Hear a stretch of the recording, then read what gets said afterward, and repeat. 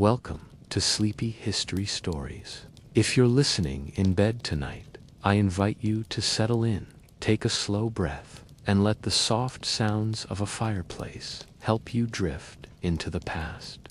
As the fire crackles and shadows dance along stone walls, we'll explore a life that was far from gentle. A life most women today would struggle to endure.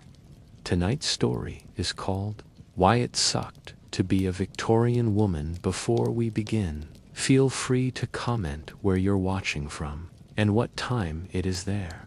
I always love seeing our little sleepy history community grow from all over the world.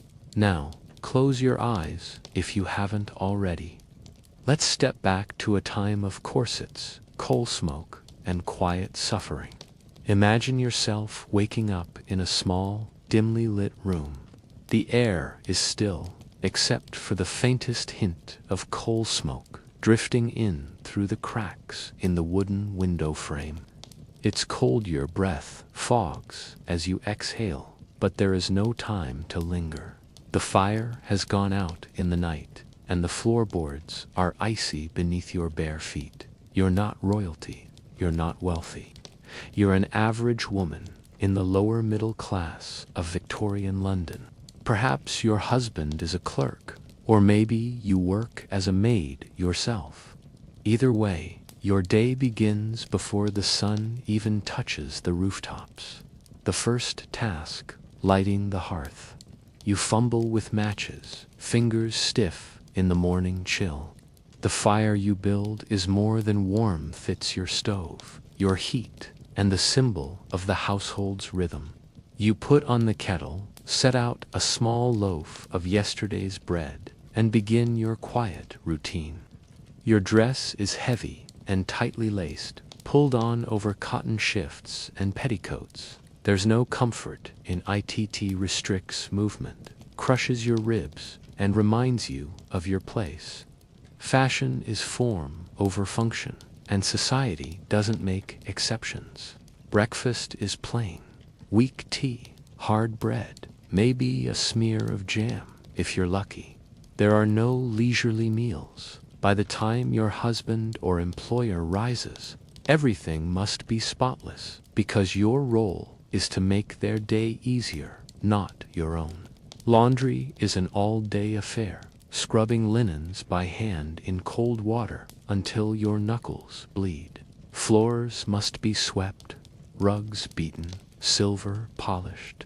There is no me time, no softness. For women of your class, there's a constant balancing act between doing enough to avoid criticism and never drawing too much attention to yourself. Even emotions must be managed carefully. Tears are weakness, complaints are disgraceful, and ambition is unbecoming. Through the narrow streets outside, carts rattle past, and chimney smoke chokes the gray sky. You rarely leave the home except to shop or serve. Your life is largely indoors, dictated by duty and expectation. Still, somehow, the rhythm becomes familiar. The tick of the clock, the whisper of your skirts as you move from room to room, and beneath it all, a quiet strength you're barely allowed to acknowledge. You were never taught to dream of more, and yet, as the fire finally warms the room and the first rays of sunlight creep through the fog, you hold on to the smallest hope that tomorrow might be a little easier.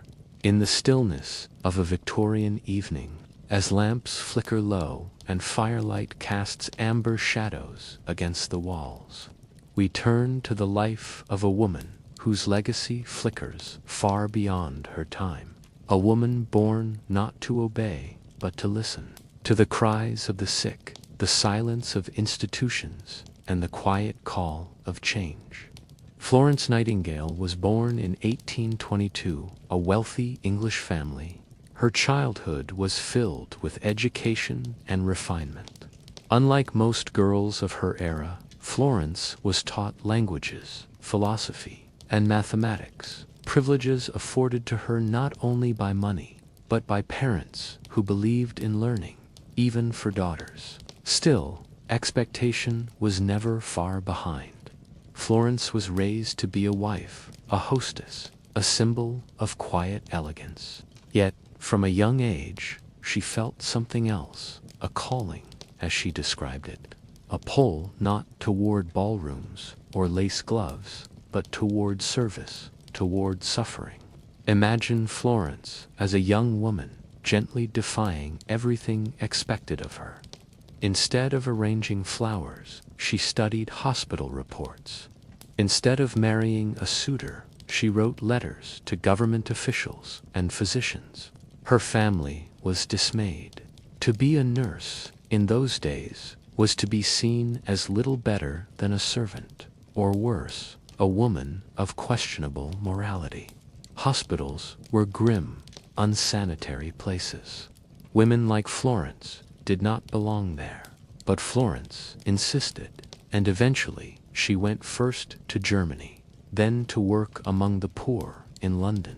She listened, she observed, she learned. Then came the Crimean War in 1854.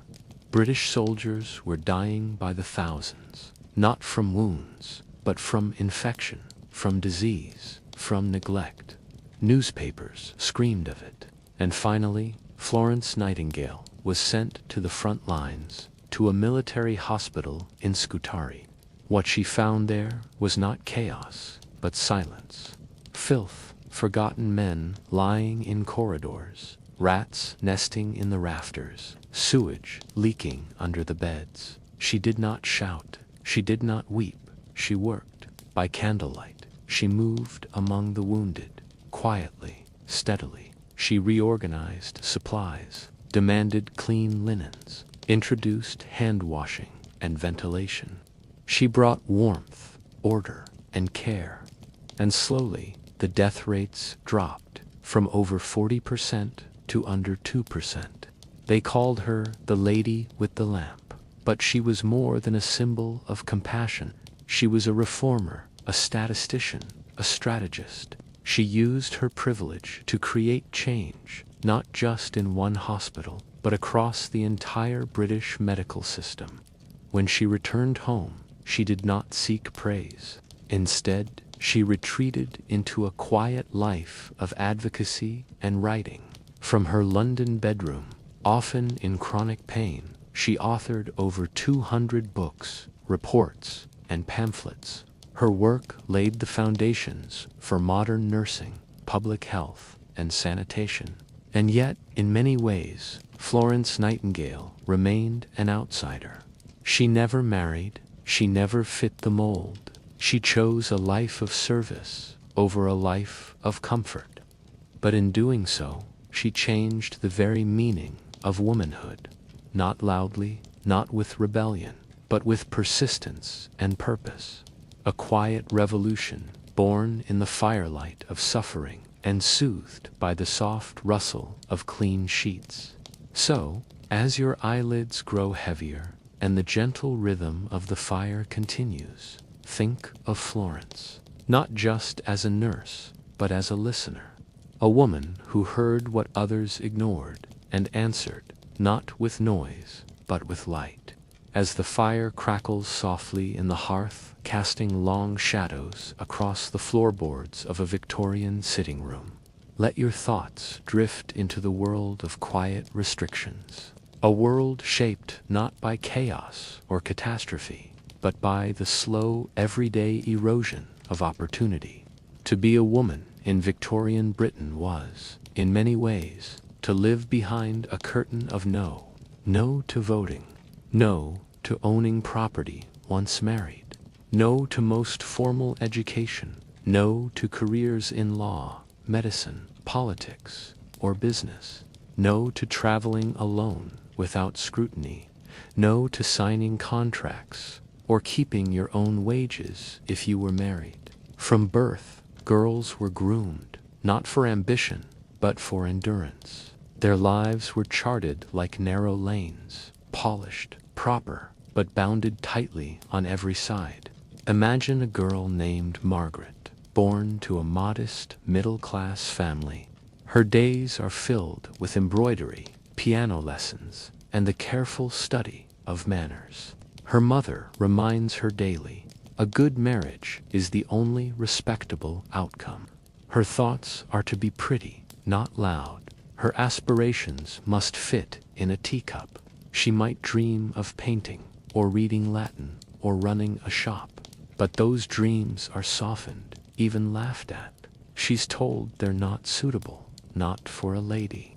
Now imagine that same girl, years later, married to a man twice her age. Her money, the dowry her father gave, is no longer hers. Her home is not legally hers. Even her children, should something happen, are not hers in the eyes of the law. This was not considered cruelty. It was simply custom. A woman's place was the domestic sphere, the kitchen, the nursery, the drawing room. She was to be soft-spoken, cheerful, patient, and most of all, obedient. There were exceptions, of course. Some women found cracks in the walls and slipped through. A few became writers, teachers, or campaigners. But the doors remained firmly closed to most. For working-class women, the picture was no less bleak. But the burdens were different. They had to work as laundresses, factory hands, or servants. Their labor was often harsh, unregulated, and poorly paid. Yet they, too, were expected to maintain appearances, raise families, and defer to the men in their lives. Even their clothing told the story. Corsets and long skirts restricted movement. Hats and gloves were required in public. Every inch of fabric was a reminder. You are to be proper. You are to be seen, but not too much, and never too boldly. Education, when offered, was limited. Girls learned just enough to be good conversationalists, but not enough to challenge the men they were expected to serve. Science, mathematics, history, these were considered unnecessary or even dangerous. A thinking woman, after all, might question her place. Still, the tide was slowly turning. Underground schools for girls appeared. Books by women, about women, began to circulate. The seeds of reform were being planted, often by women whose names history nearly forgot. But for the average Victorian woman, life was a quiet negotiation between what was permitted and what was possible, between yearning and resignation. So, as you listen now, wrapped in warmth and stillness, imagine walking in shoes too tight, down a path too narrow, with a voice too soft to be heard. That was the daily journey of countless women, not marked by dramatic battles, but by the persistent weight of being told in so many ways, no. And in that quiet resistance, in enduring, adapting, and slowly pushing forward, lies a different kind of strength, one that speaks not with shouts, but with steady breath and unwavering presence. As the gentle crackle of the fireplace continues, casting its golden glow across worn wooden floorboards and velvet curtains, let us step quietly into a world of glances, handwritten letters, and heavily supervised romance. In the Victorian era, love was not left to chance. It was a process, often subtle, sometimes strategic, and nearly always constrained by layers of etiquette, family expectations, and social class. Imagine a young man, perhaps a clerk or a junior officer, nervously straightening his collar as he approaches the home of a young woman. He carries with him not flowers, but a calling card, carefully embossed with his full name and address. He won't hand it to her directly. Instead, he'll leave it with the maid, who will deliver it to the young lady's parents. And if the family deems him suitable, he may be invited for a brief visit, always under the watchful eye of a chaperone. This was the dance of courtship in the Victorian age. It began with admiration from afar, through church pews, garden strolls, or social gatherings. Rarely would a man speak openly to a woman unless formally introduced. Even then, conversation was limited to polite topics: the weather, music, perhaps a new book. Physical affection was out of the question.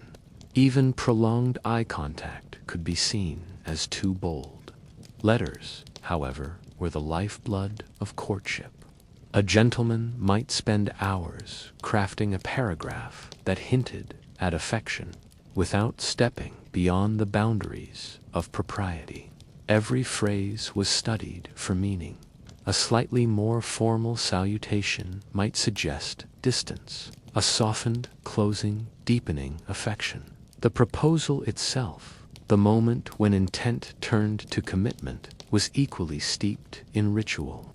Rarely would it occur without parental consent. A man was expected to first approach the father, declare his honorable intentions, and request permission to marry. Only after that would he kneel before the woman and offer a ring, often modest in size, but rich with sentiment. Acceptance was not guaranteed. A woman might decline, often with carefully chosen words to protect reputations on both sides. But more often than not, especially among the middle class, marriage was seen as the natural and necessary next step in life. Weddings, too, followed strict codes. White dresses became popular after Queen Victoria's own marriage in 1840, symbolizing purity. Ceremonies were usually held in the morning, followed by a modest breakfast reception and the honeymoon. A new idea, often involving travel by train to a nearby countryside, always chaperoned in the early days. But not all Victorian marriages began with mutual affection. Among the upper class, marriage could be a transaction, a means of securing wealth, land, or social standing. Courtship might take place at the local fair, the factory gate, or after church on Sunday. There were fewer rules, but also fewer protections. A promise could be broken, reputations damaged, and futures altered by a single decision. Still, in all classes, courtship held a certain sweetness, a careful rhythm of getting to know one another within a framework of shared expectations. It was not always passionate, but it was often sincere. And so, as the fire continues to flicker beside you, imagine receiving a letter sealed with wax, your name written in a graceful hand.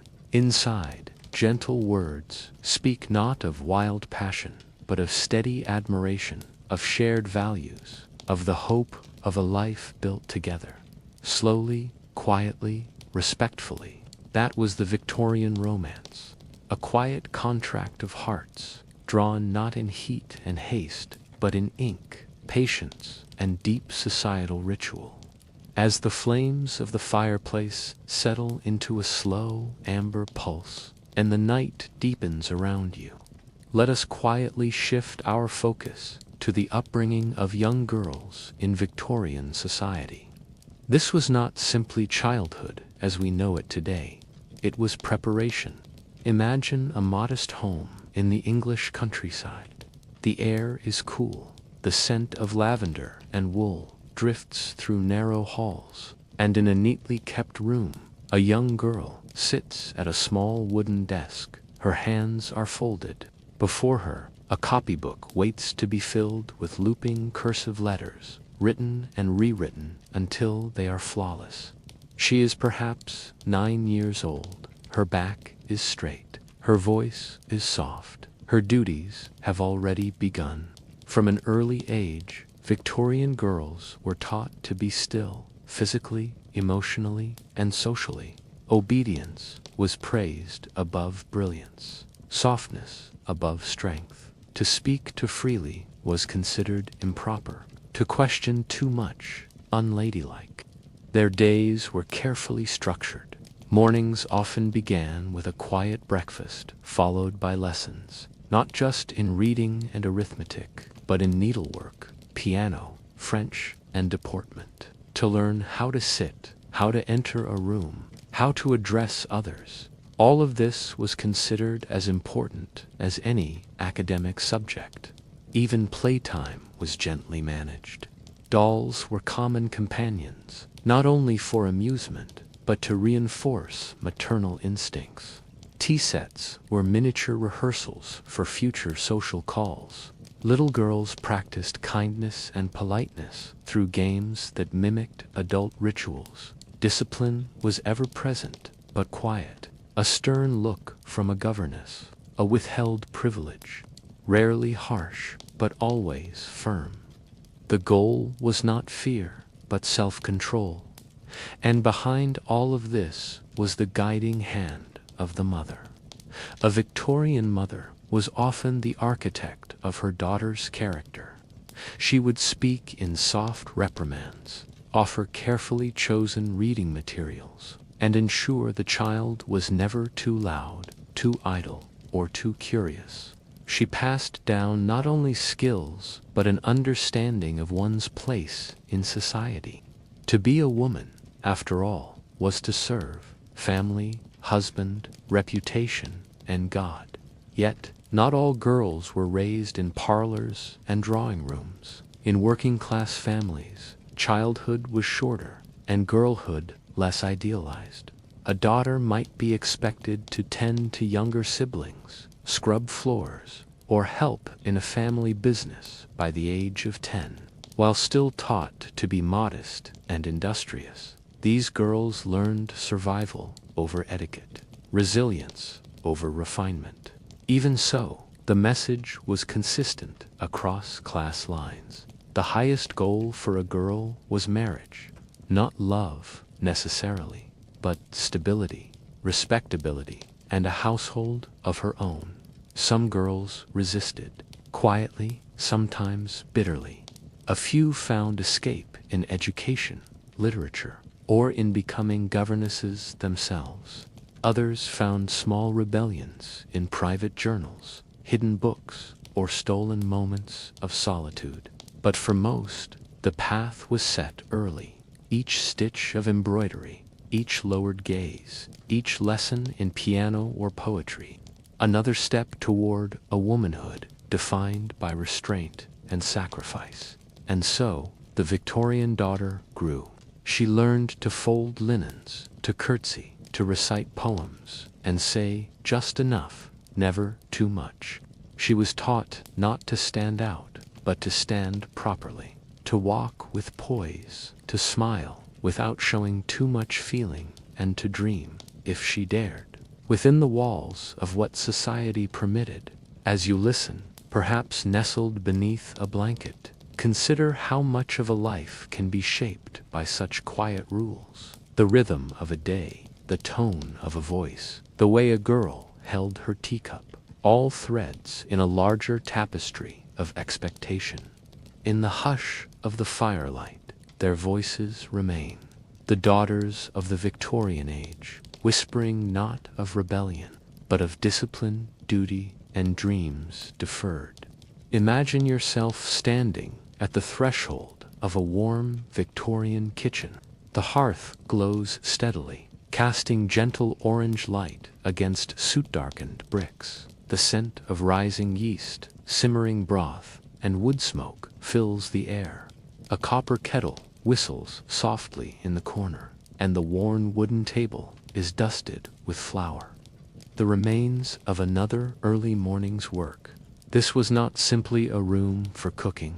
It was the heart of many Victorian homes. And for women, particularly in middle and lower classes, it was often the space where they spent the most hours of their waking life. The day in a Victorian kitchen began long before sunrise. Women or young servants in larger homes would rise while the streets were still dark and the floorboards cold. Water would need to be hauled or drawn, fires coaxed back to life, and the first bread dough kneaded with chilled fingers before others stirred. There were no electric ovens, no instant hot water, no timers, only instinct, routine, and the quiet rhythm of hands that had done this work for years. Measuring was often done by sight and feel. A pinch meant exactly what it sounded like. A handful was just that, your own. Recipes passed down by mothers and aunts were often memorized or scribbled onto fading scraps of paper. Breakfasts were hearty for those who could afford them. Porridge, eggs, black bread, cold meats.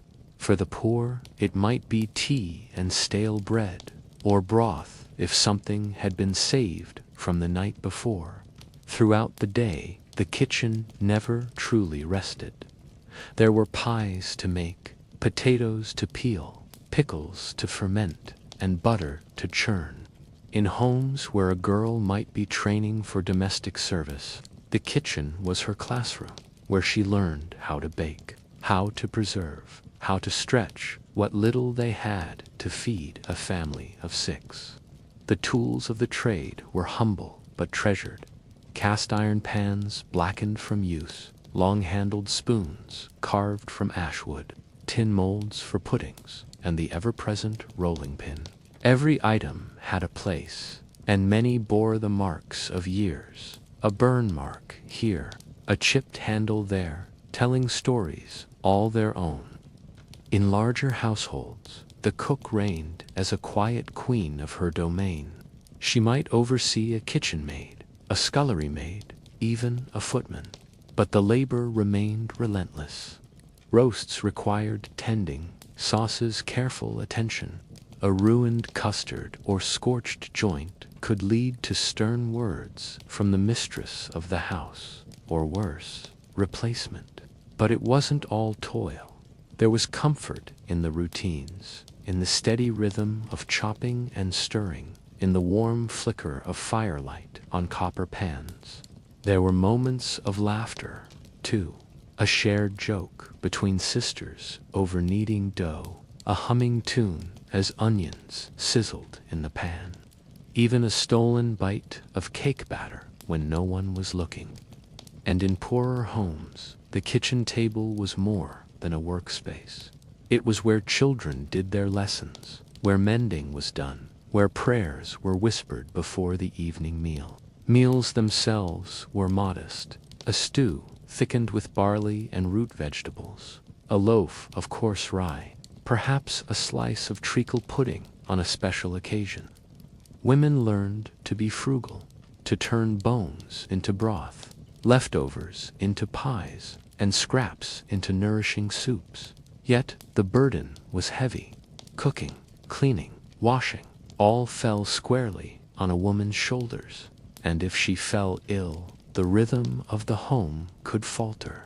Still, she cooked for her husband, for her children, for visiting neighbors, or simply because it was what had to be done.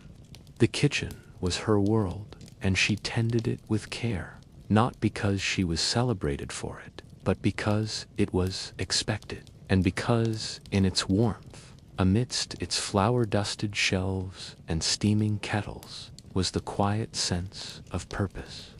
So, as you lie there now, perhaps listening to the faint crackle of your own room's quiet, imagine the lives lived around those Victorian hearths, the unspoken strength in every pie crust, the devotion in every early morning fire. The kitchen was more than just a room. It was a rhythm, a ritual, a refuge, and for many Victorian women, it was where their history was quietly and lovingly written. Let your thoughts drift now, beyond the warm kitchen, into the quiet hush of a Victorian sitting room. The light is soft, filtered through lace curtains, and a faint scent of lavender lingers in the air. A ticking clock offers the only sound, and on a small side table rests a folded letter. Its paper slightly yellowed, the edges delicately worn from many readings. In this segment, we explore a tender, often unspoken part of Victorian womanhood, the world of courtship. A world filled with glances, with pauses, with ink-stained paper and unspoken hopes.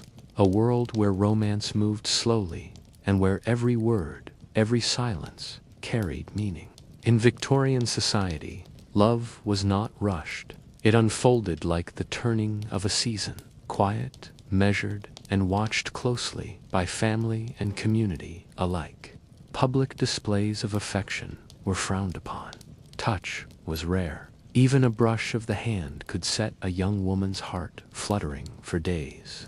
For most women, especially those of the middle and upper classes, courtship was guided by ritual and expectation. A potential suitor might first appear at a family dinner, or be introduced through mutual acquaintances at a garden party. He would be polite, of course, always polite, and he would write, oh, how they wrote. The handwritten letter was the soul of Victorian romance. In an age before texts, before instant communication, love was built in slow, careful lines of ink. A gentleman might spend hours composing a note that, on the surface, said very little, and yet everything. Dear Miss Whitcomb, I hope this note finds you in health. I wonder, if your mother permits, whether I might see you at the lake on Sunday afternoon. And her reply, if there was to be one, would be equally measured. A nod to the weather, perhaps. A comment on a recent book. A soft, safe line that hinted, just barely, at feeling. For working-class women, the rituals of love were less formal but just as potent. Glances at the market stall, brief exchanges during church services, walks taken with chaperones a few paces behind. Love was often a luxury, especially for those whose days were filled with labor. But even in the coal towns and crowded boarding houses, the heart still longed. There were dangers, too, in courtship. A woman's reputation could be shattered by a whisper, a letter left in the wrong hands, a meeting at dusk misinterpreted. For many women, love was not just a matter of emotion. It was a negotiation between desire, duty, and social survival. Still, romance persisted in pressed flowers hidden inside books, in poems copied by candlelight, in the quiet thrill of a dance where a hand might linger a moment too long, and in the hearts of women who dreamed, not just of marriage, but of being truly seen. Marriages in the Victorian era were often practical. A woman might be wed for status, for stability, for survival. But within these unions, especially those where affection had grown slowly over letters and shared values, there was sometimes great tenderness. It is easy now, from our modern view, to see Victorian love as stifled or distant. But if you pause, if you listen closely to the creak of the floorboards and the scratch of a fountain pen on paper, you can feel the quiet passion behind it all, the longing restrained not by coldness, but by convention, the feelings that, in their silence, spoke louder than words. So now, as your eyelids grow heavier, imagine her, a young woman, sitting by a hearth, fingers resting on the letter she's read a dozen times. Her cheeks are flushed, not from the fire, but from a single line, until we meet again. This was courtship in the Victorian age, a delicate dance of patience, propriety, and quiet dreams.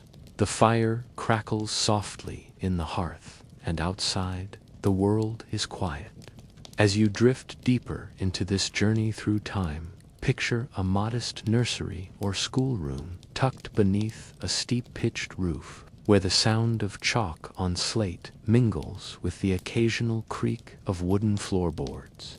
In this segment, we explore the world of Victorian girlhood, a world shaped not by whim or play, but by carefully constructed roles, expectations, and lessons meant to mold a girl into the woman society required her to become.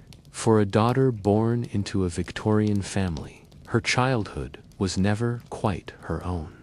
From the earliest age, she was groomed not simply to grow, but to transform into a lady, a wife, a mother, or a governess. Her life unfolded within boundaries drawn long before she was born. Education for girls varied sharply by class. Upper and middle-class daughters might attend private academies or be taught at home by governesses.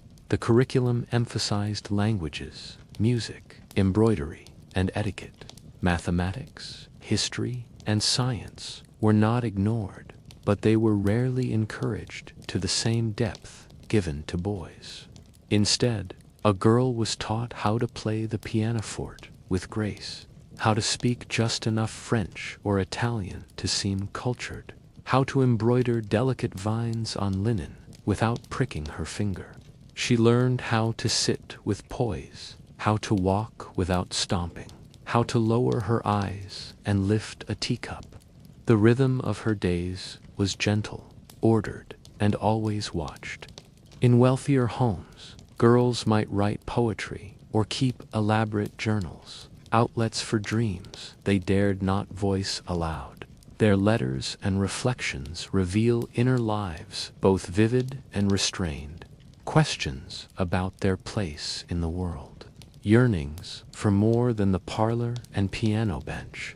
Many young girls cherished their books, the novels of Jane Austen, the poems of Tennyson, not simply for entertainment, but as companions in a world that asked for much and offered little in return. Meanwhile, in working-class homes, a daughter's path was harsher and more immediate. Girls were expected to help with domestic chores almost as soon as they could carry a bucket. Education, if it came at all, was often through charity schools or short stints at overcrowded public institutions. For these girls, girlhood passed swiftly into labor. They learned to cook, to clean, to sew, to scrub floors, not as accomplishments, but as survival. By the age of 10 or 12, many were already employed in factories, laundries, or as maids in the homes of the wealthy. And yet, even in these settings, there was affection. Mothers taught daughters the best way to mend a torn hem or stretch a stew. Older sisters passed on songs and lullabies, whispered after a long day. In such small moments, fragments of girlhood survived. Across all classes, one truth remained. A girl was expected to be obedient, modest, and industrious. Outspoken girls were gently corrected. Rebellious ones quietly reined in. Ambition in a boy was admired. In a girl, it was softened, redirected, or dismissed. Some girls, of course, quietly pushed against these expectations. They read books under their covers at night. They wrote stories, asked questions, imagined lives beyond the drawing room.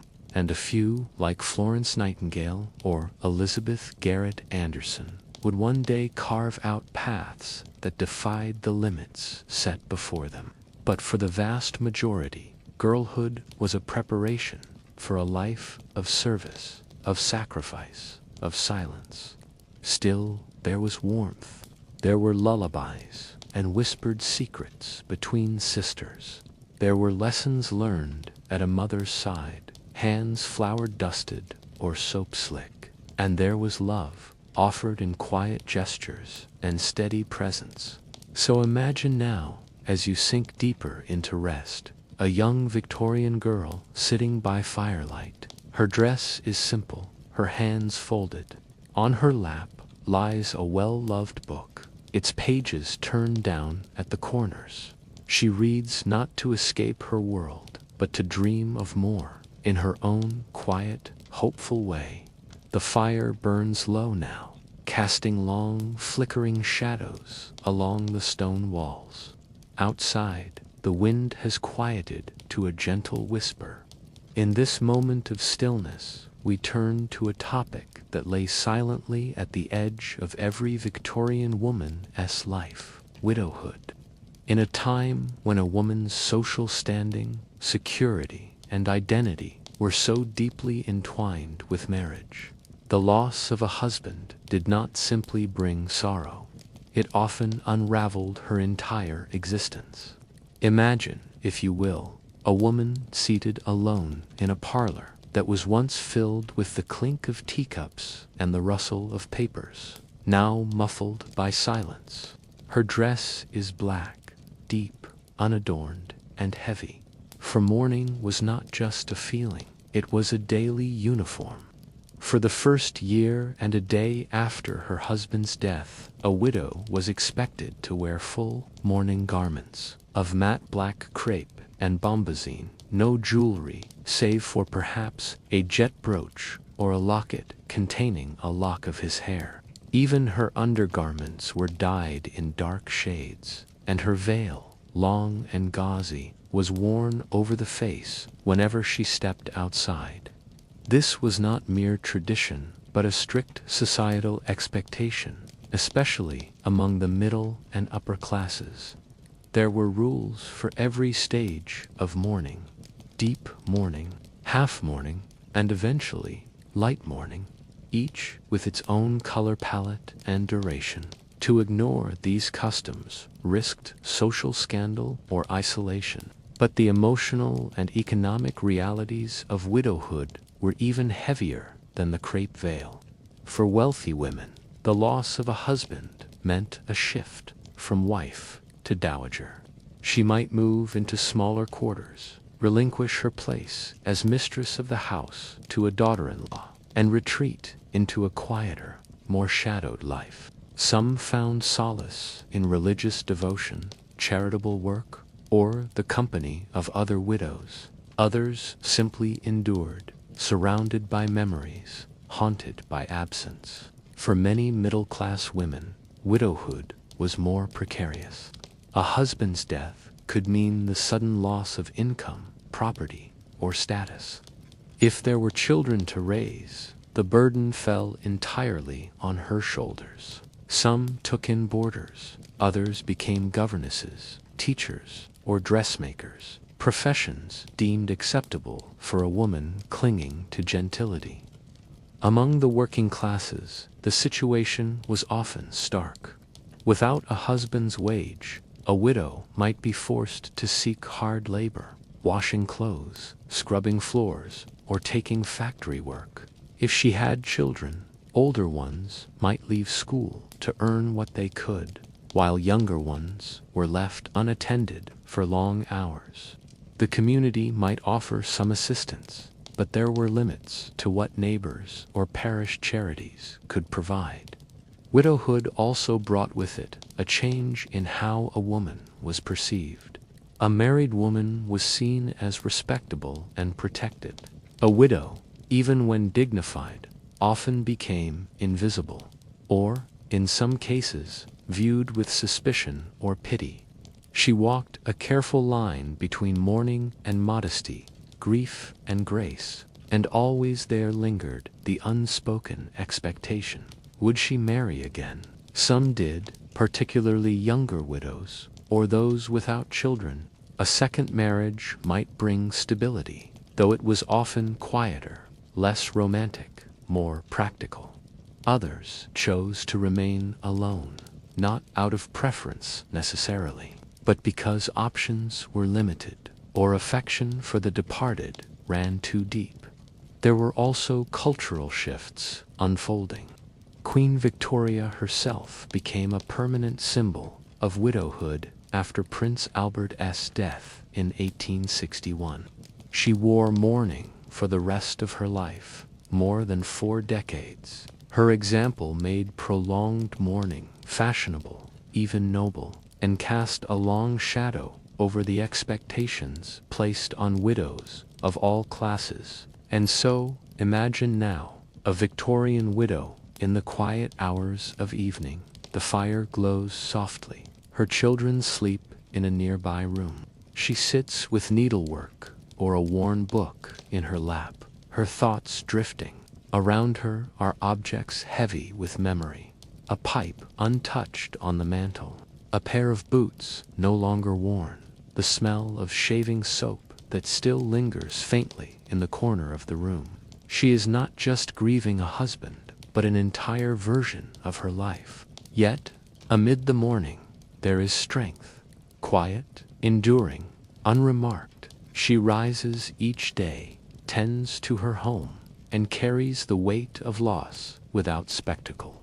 As you rest, let the rhythm of her story, slow, sorrowful, yet steady, guide you further into peaceful thought. Her world was changed, but not ended, and in the hush of night, she is still here, tending the embers. The fire is now nothing but slow-burning embers, casting a faint glow across the room. Shadows stretch long across worn wallpaper, and the silence feels thicker now, deeper. It is time to explore the final chapter in the life of a Victorian woman. The years when youth had long slipped away, and time passed with a slower rhythm.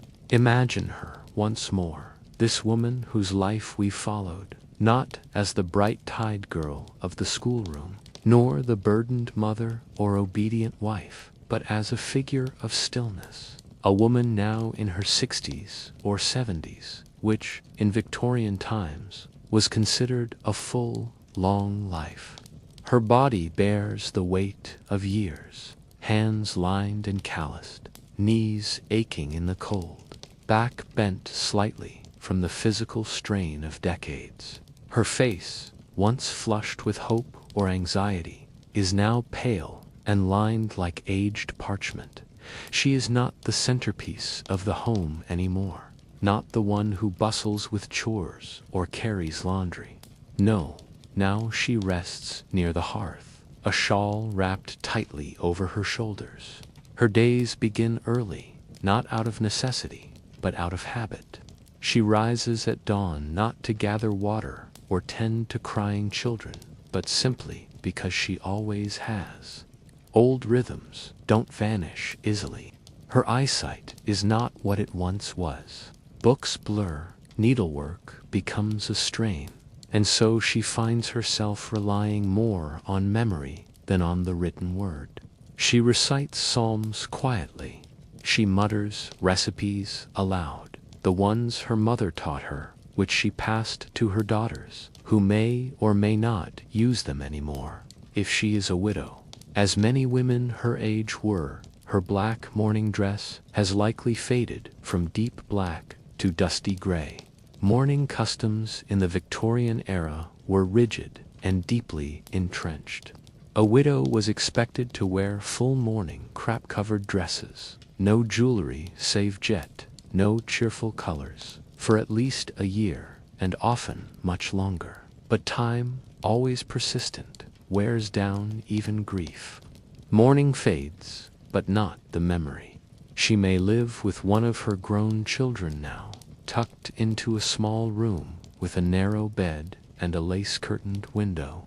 Or she may live alone, perhaps in a small cottage or even a charity-run almshouse, surrounded by other elderly women, each carrying their own long history.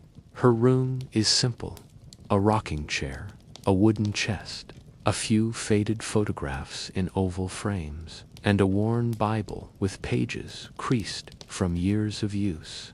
Conversations in these later years are slower and more reflective. She speaks often of the past. Names long gone are mentioned as if they just left the room. Her brother, Henry, who died in the war. Her firstborn, who didn't make it through his second winter. She remembers the price of bread in 1840. She remembers the scent of the lilacs that grew outside her childhood home. She remembers everything, even the things her children have forgotten. She watches the world change around her. Electric light may now flicker where candlelight once lived. Streetcars clang by.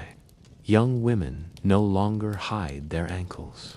Newspapers speak of suffrage and strikes and new movements. The old ways, corsets, parlor visits, etiquette books, are slipping into memory. She does not resist the change, but she does not welcome it either. It is simply another thing that passes.